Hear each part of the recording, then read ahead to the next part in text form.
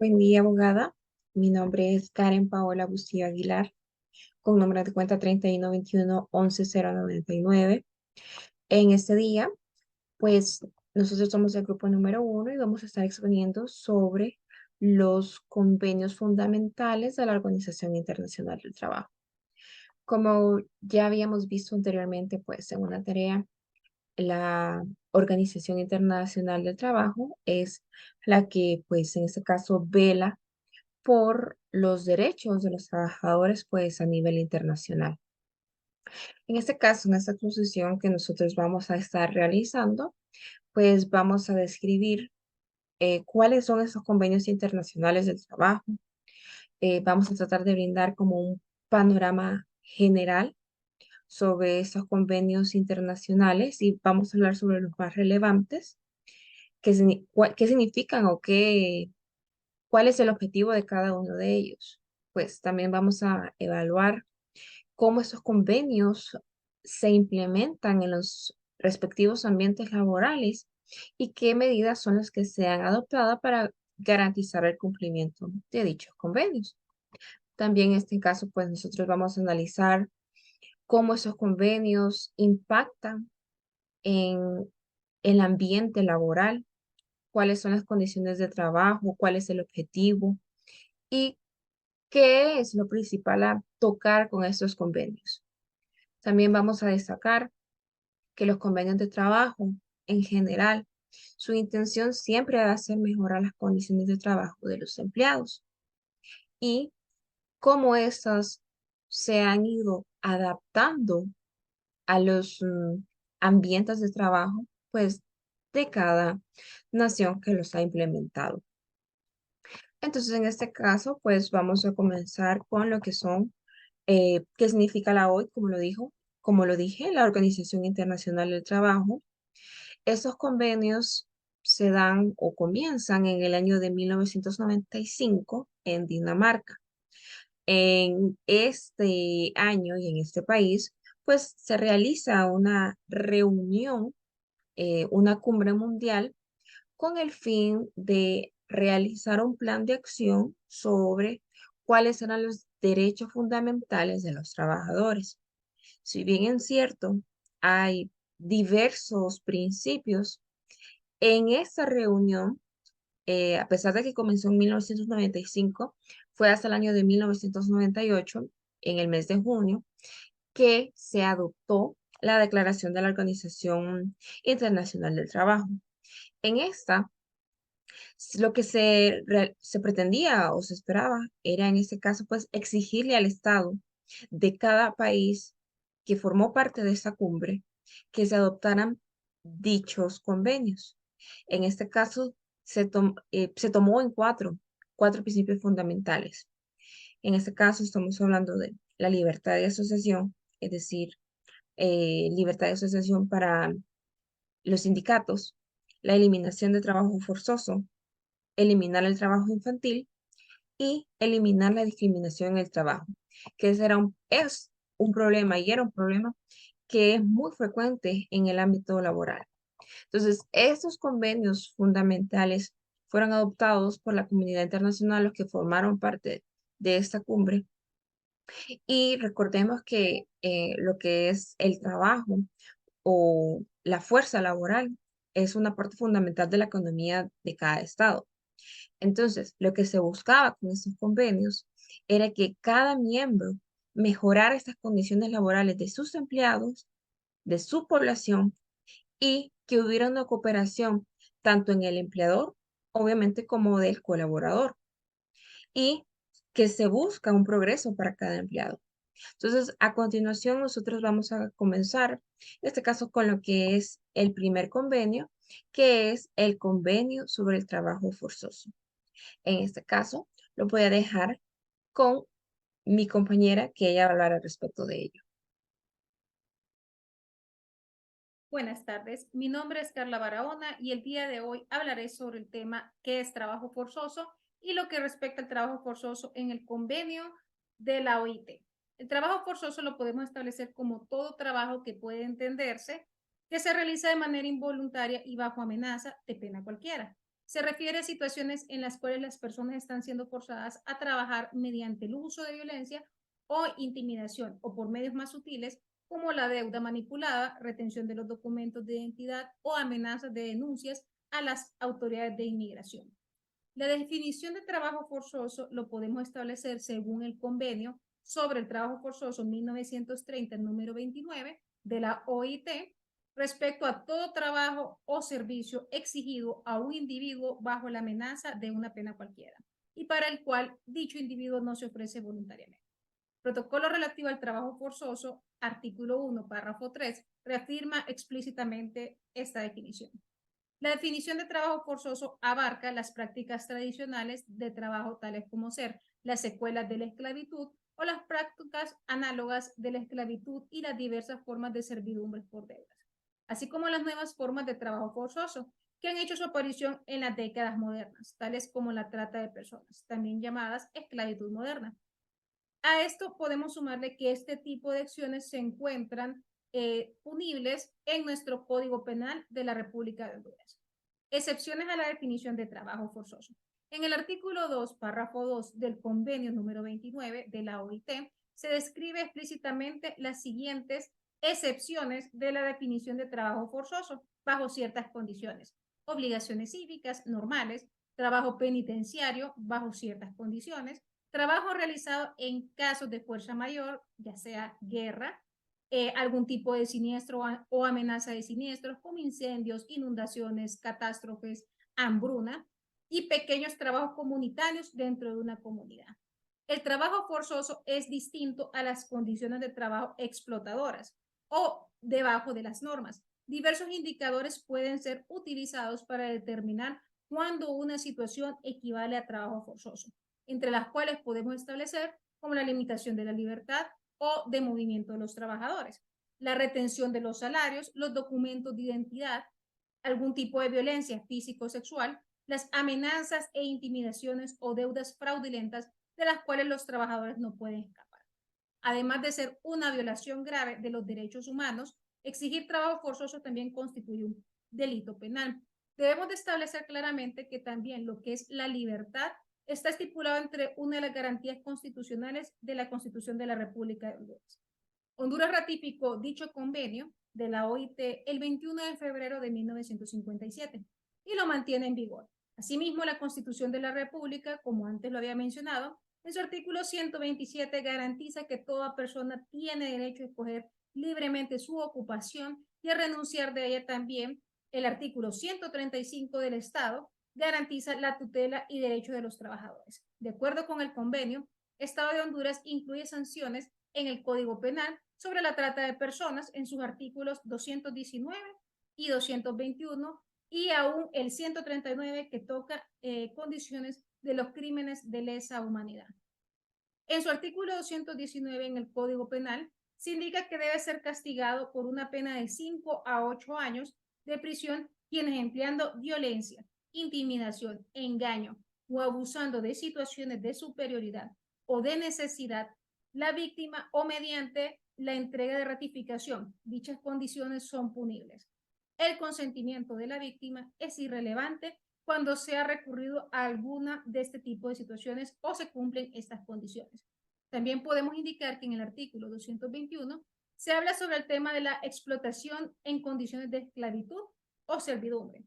Quien ejerciendo sobre otra persona un poder o disposición de control le impone o lo mantiene en un estado de sometimiento continuado, debe ser sancionado con una pena entre 6 a 9 años o una multa de entre 150 a 300 días. Muchas gracias, un gusto saludar. Buenos días, compañeros y licenciadas. Mi nombre es Marvin Noy Díaz y yo les hablaré sobre el convenio de la libertad sindical y la protección del derecho de la sindicación y sobre el convenio de derecho de sindicación y negociación colectiva.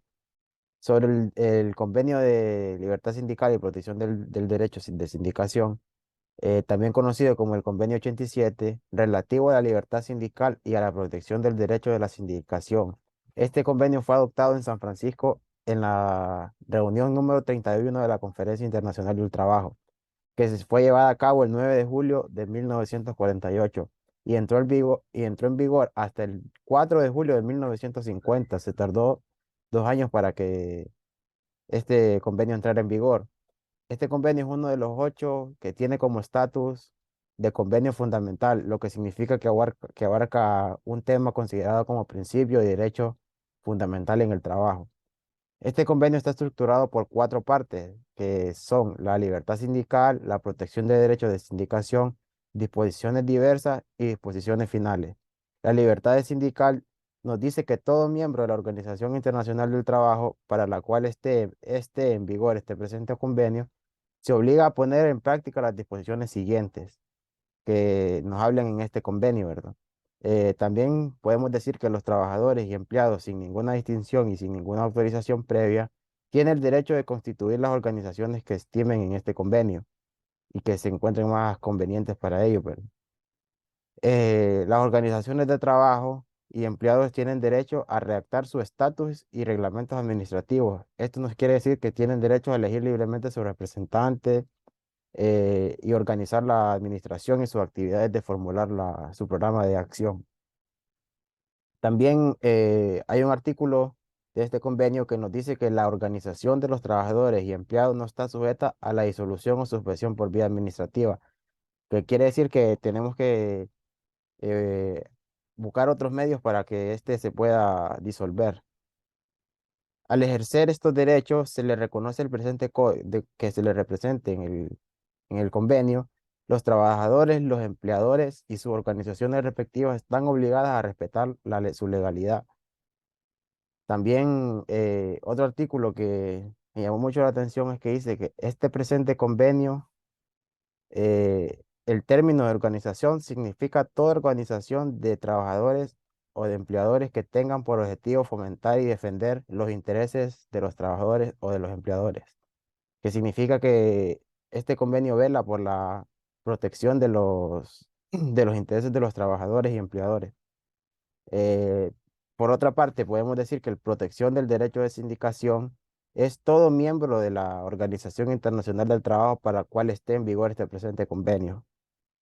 Las disposiciones diversas nos hablan sobre la organización que rectifique el presente convenio debe comunicar al director general de la Oficina Internacional del Trabajo en el plazo más breve posible de su ratificación, que tiene que manifestar diversas cosas como los territorios respecto a los cuales se obliga a la disposición del convenio, los territorios respecto a los cuales se obliga a la disposición que sean aplicadas con modificaciones junto a ello, ¿verdad?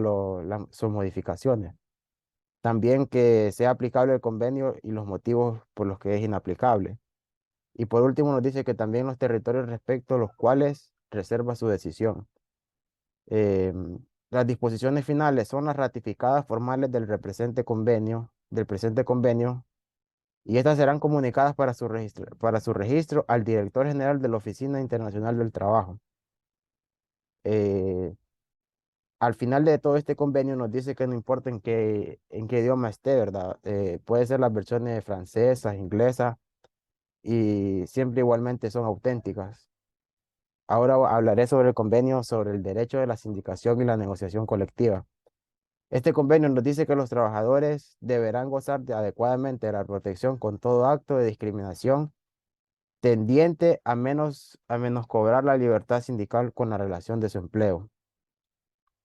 El artículo 3 de este convenio nos dice que deberán crearse organismos adecuados a las condiciones nacionales, cuando ello sea necesario para organizar respecto al derecho de sindicación definido en los artículos precedentes de este convenio. También este convenio nos dice que deberán adoptarse medidas adecuadas a las condiciones nacionales cuando ello sea necesario. Este presente convenio no trata de la situación de los funcionarios públicos en la administración del Estado y no deberá interpretarse en modo alguno en menoscabo de sus derechos o de estatutos. Las ratificaciones formales del presente convenio serán comunicados para su registro al director general de la Oficina Internacional del Trabajo. Y también podemos decir que todo miembro podrá renunciar total o parcialmente por medio de una nueva declaración. Y El artículo 14 de este convenio nos dice que cada vez que lo estime necesario, el Consejo de Administración de la Oficina Internacional del Trabajo presentará a la Conferencia General una memoria sobre la aplicación del convenio y considerará la conveniencia de incluir en el orden del día de conferencia la cuestión de su revisión o total o parcial. Al final de este convenio también nos dice que, al igual que el convenio anterior, también son igualmente auténticas las versiones inglesas o francesas de este convenio. Y esto fue mi parte y lo dejaré con mi próximo compañero. Muchas gracias. Buenas abogadas Indira Valladares y estimados compañeros y colegas. Mi aporte a la exposición se trata sobre el convenio sobre la discriminación, el empleo y ocupación. Con lo histórico de esto trata. Fue aprobada en Ginebra el 25 de junio de 1958 y entró en vigor el 15 de junio de 1960, 2 años después. Hasta el 2016, el convenio ha sido rectificado por 173 países de 187 estados que son miembros de la OIT. Para llenar de ratificación, los estados no ratificaron el convenio, que son los siguientes. Estos son los países que no ratificaron, en pocas palabras. Entre esos están Brunei, Islas Cook, Japón, Islas Marshall, Birmania, Singapur, Tailandia, Estados Unidos, etc. También habla que en Nueva Zelanda se amplió la cobertura del convenio al incluir a Tokelau. El convenio forma parte del Reino de los Países Bajos. En el artículo 1, en el inciso A, habla que los efectos de este convenio terminó de discriminación y comprende en cualquier exclusión o distinción o preferencia basada en motivos de raza, color, sexo, religión, opinión política, ascendencia de nación u origen social.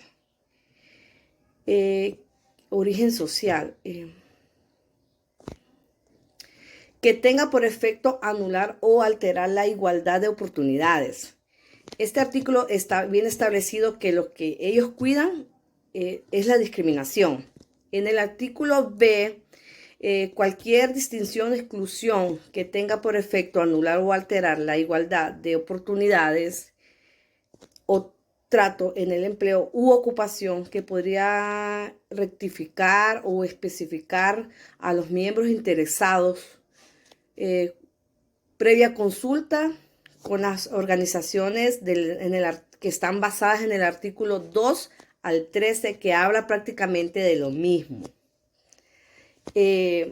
Ahora hablaré del convenio de la edad mínima en principios.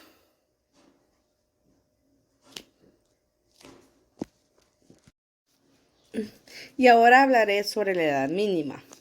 Lo más importante de este convenio está basado en el artículo 138, que es regular el trabajo infantil, establecido ya la edad mínima. O sea que este artículo establece ya la edad mínima requerida para acceder al mundo laboral, que entró en vigor el 19 de junio de 1976, que habla sobre la edad para establecer que un menor trabaje, y esa edad es de 15 años.